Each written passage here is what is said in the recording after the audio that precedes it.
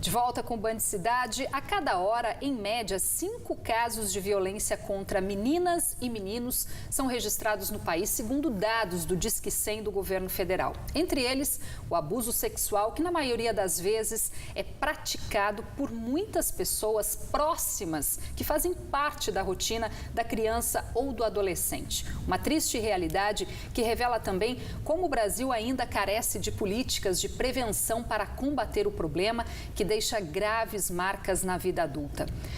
Por mais complicado que seja para muitos pais falar sobre sexualidade com os filhos, a orientação pode ser uma ação preventiva. E esse é o assunto da nossa entrevista de sábado. Eu recebo aqui no estúdio a Lilian Macri, médica especialista em sexualidade humana. Muito boa noite, obrigada pela sua participação. Obrigada por poder falar desse assunto tão importante. Certo. Lilian, hoje em dia a gente vê essa questão da sexualidade muito exposta aí na mídia, né? As crianças desde cedo muito abertas aí às vezes a programações indevidas, mas quando a gente fala de sexualidade infantil, não está relacionado apenas com ato sexual, com relação sexual, né? É importante a gente esclarecer que sexualidade deve ser tratado desde cedo em casa de uma forma muito natural, né? Isso. Na verdade, a gente precisa esclarecer que sexualidade está presente na vida do indivíduo, na nossa vida, desde o momento em que a gente nasce até o momento em que a gente morre. E ela tem várias formas de ser vivida durante toda a vida. E que a criança, na verdade, a questão da sexualidade para ela é muito mais relacionada a conhecimento do próprio corpo, das próprias sensações, a realmente assim se empoderar do próprio corpo, saber até onde o outro pode ir, aonde ela pode ir com o outro. Então é muito conhecimento. E eu costumo dizer que está muito difícil ser pai e mãe hoje, porque realmente os nossos filhos estão recebendo desde pequenininhos muita informação, como você falou, muitas vezes inadequada, e é muito difícil a gente fugir disso. Eles vão receber informação. Então, a gente precisa não tampar o sol com a peneira, enquanto pais, e assumir essa nossa responsabilidade.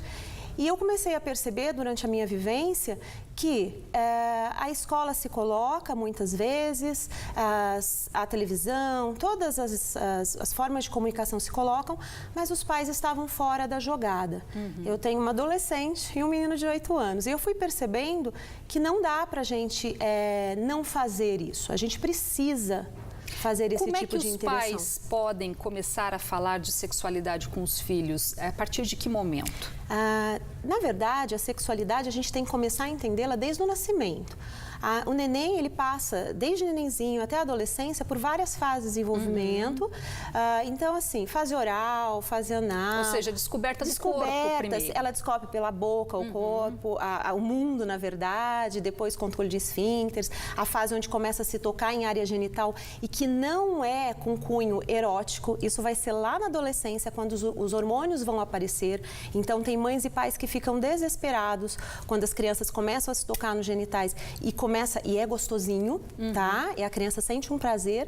E quando a forma como a gente vai falar com essa criança, a gente abre ou fecha canais para ela vir reclamar, inclusive, ou contar quando algo de diferente estiver acontecendo com um adulto, algum toque inapropriado. Ou seja, orientar a criança que o corpo é dela, ela vai descobrir e que algumas pessoas podem tocá-las, outras não. E tudo isso de forma muito natural, na rotina do dia a dia, no banho. Olha, explicar o nome.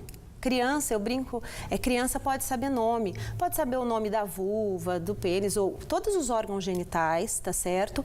Eles têm condição de saber nomes adequados, e isso ser usado no banho, no momento de troca, explicar quais são os adultos que podem ou não podem tocar, explicar que algumas sensações vão ser diferentes à medida que elas forem aparecendo, entre outras.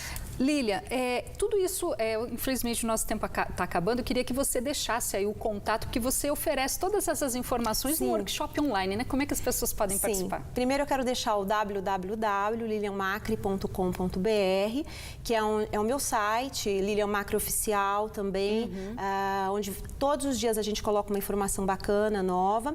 E eu quero deixar o WhatsApp, que agora a gente tem uma via direta para as pessoas deixarem dúvidas, como é que pode acessar o material, que é o 99760-8100. Vamos repetir, 99760-8100. Muito fácil de armazenar. Muito obrigada pela sua participação. Obrigada a você. Boa noite. E o último fim de semana do verão será de tempo bom em toda a região, com pequena chance de chuva em algumas cidades na parte da tarde. Vamos aos detalhes no mapa da previsão.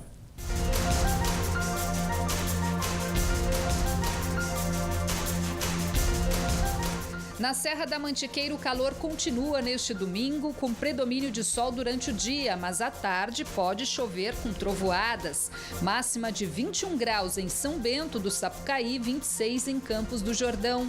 No Vale do Paraíba, o sol também aparece, mas com pequena chance de chuva à tarde em algumas cidades. A temperatura chega aos 33 graus em Guaratinguetá, 32 em Caçapava e 30 graus em Cruzeiro e Bananal, no Vale Histórico. Mesma previsão para o litoral norte, onde a máxima prevista é de 30 graus em Caraguatatuba e Ubatuba. Em Taubaté, a máxima hoje chegou aos 33 graus e pelos próximos dias a previsão é de sol firme e calor. Amanhã as temperaturas variam entre 21 e 34 graus. O sol também brilha forte neste domingo em São José dos Campos. As temperaturas variam entre 19 e 34 graus. De volta ao litoral, o último fim de semana do verão será de poucas nuvens e vai dar praia amanhã em Ilhabela, condição que se mantém até mesmo com a chegada do outono na próxima terça-feira. Amanhã as temperaturas variam entre 25 e 31 graus.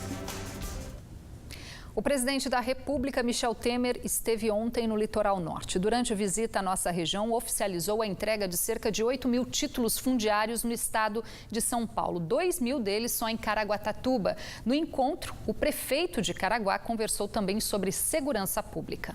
O seu Aníbal esperou 28 anos para ter regularizada a propriedade dele no Sertão dos Tourinhos, em Caraguatatuba.